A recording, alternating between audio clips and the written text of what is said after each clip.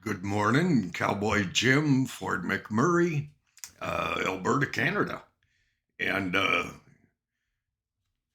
we may actually start having a few people around the world watch our stuff, and that would be nice. I watch a video, rewatch it, and while I'm watching uh, this last video, title, I deleted the stupid video. Um, I I ponder content of the next video, and thankfully, as I watch the stupid video that anyways, um, I remembered a day in court for me. Um, I was 21, two, maybe had my third house by then, so maybe I was 23 or four, and I built houses just for the exercise, for the fun of it, stonework stuff. Anyways, so one night at about 3 in the morning, our dog started barking terribly, and my wife of the day, I've had three. Okay, the first one, who, who gave me two really fine sons, um, he was yelling. And she said, "Someone's walking in the laneway." And she said, "He's getting into the car." And she said, "He has started the car." And so I came out of bed on the dead run, and I mean on the run, and I grabbed a rifle and some shells and went out the front door, dog barking like crazy, person backing our 73 uh, Chev car out the lane. Beautiful little car. Oh my goodness, Monte Carlo, burgundy, swivel bucket seats, as I recall. It's quite nice. Anyways, I dove straight across the hood and yelled. And as he turned around, I had my rifle, 303, about 17 inches in front of his face on the hood side of the windshield. And one thing that I found over the years is it's better to sound like as though you're just one step shy of being right out of your mind when you're stopping someone who is stealing something from you. Anyways, it worked. He stopped the car. I went to roll off the car, which was a little injurious to me, and told him to spread eagle on the ground, and he did. And I leaned, stepped up closer to him, kept the rifle on him, leaned against the car, and much to my surprise, I did not have a stitch of clothes on, none. It was 3 plus in the morning, and the car was very cold. I have always wanted to say and use this term in since I watched Forrest Gump. Um, I leaned my buttocks against the car. Whoa, what a mistake!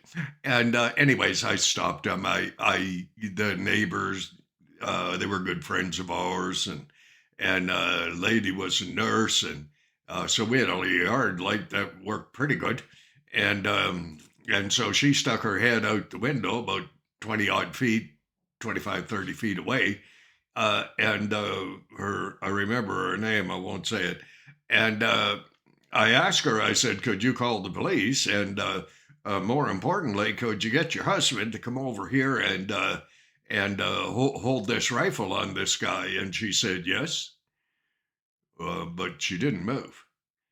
And perhaps he was already moving. I'm not sure.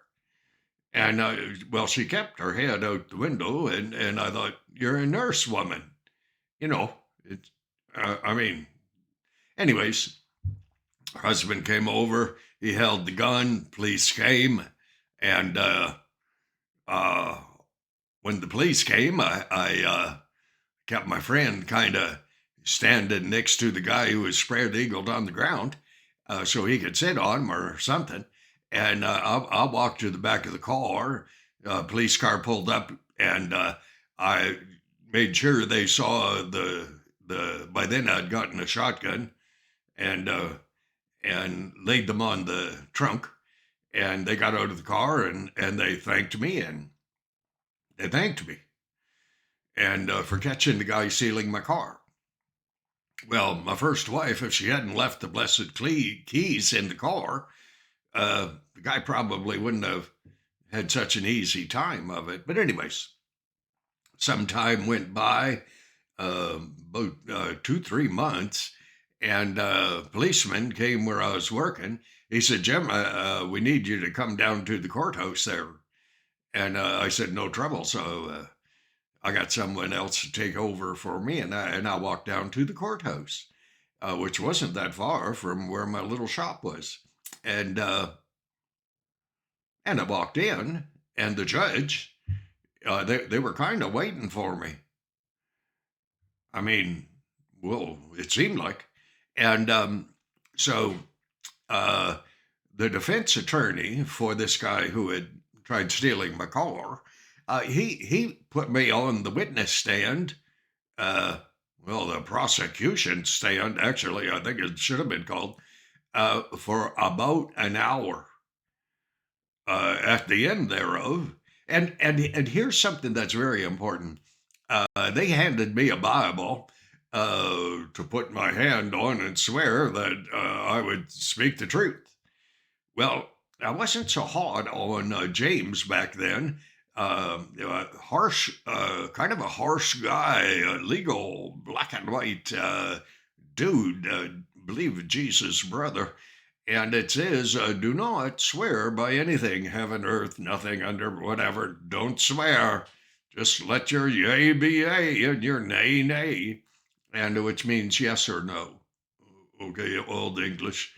And so the defense attorney really had a time with me.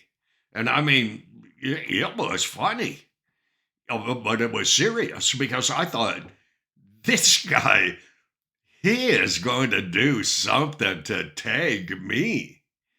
Like, can you not go around at 3 in the morning pointing a rifle at someone stealing your car? Well, it's quite possible that was not looked upon favorably. Anyways, he said, "Mr. Martin, do you normally run around the neighborhood at 3 in the morning pointing guns at people?" I said, "Sir, when you find yourself standing beside your car with not a stitch of clothes on, you want to have something pretty heavy in your hand." I'm Irish, eh? My sense of humor. Whoa. I'll call it a sense of humor. I'm not sure if it is, but it is what it is. Anyways, oh, they nailed the guy, eh? Like there was no appeal. Uh, you know, the defense attorney, who was acting more like a prosecutor out to get me, um, his face turned red. Oh, his face turned really red. I don't think he liked me, nor did he like my answer about, you know, and and anyways, he said he was done. Well, he really was done. It's kind of hard, to defend someone who is caught red-handed trying to steal a car. And the reason he was trying to steal a car, he had stolen another car, planted it into a tree about 400 feet down the road from us, which I didn't hear. I sleep, eh? I mean, it's, I sleep, okay? Anyways, uh, judge said they put him in jail for 3 months. And the judge said, Mr. Martin, he said, I rest easy at night. I thought, okay.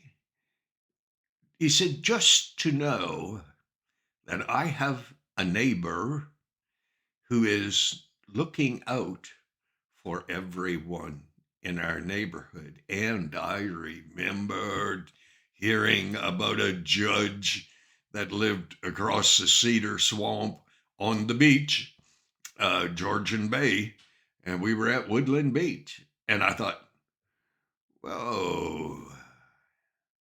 He said, Mr. Martin, I want to thank you for looking out for my family and I and the rest of our neighbors. And he said, I thank you.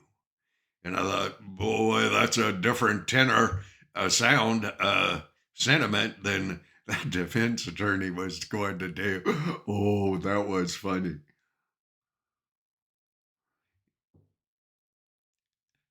I, I don't think there's any spiritual connotation to this. I just had fun. And my judo instructor, who taught me to fight with my hands, and he taught me how, he really taught me, because he said, you're going to die.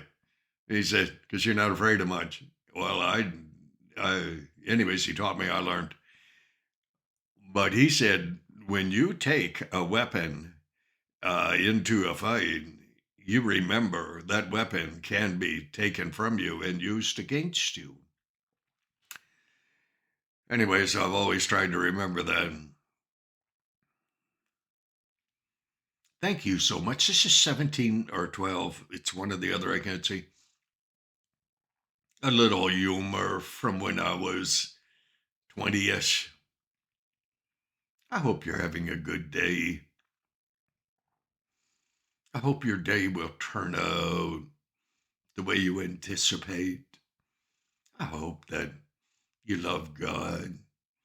You see what God does. He doesn't do the same thing for everyone. Not every day is going to be perfect. I've had a few that weren't really even close. But coffee in hand, wonderful black coffee, Tim Hortons, and fine memories of good times. And I got to use that expression that Forrest Gump used. He got shot in the buttocks. I just leaned mine against a cold car. Whoa, it was cold. God bless. You all have a good day now. Thank you.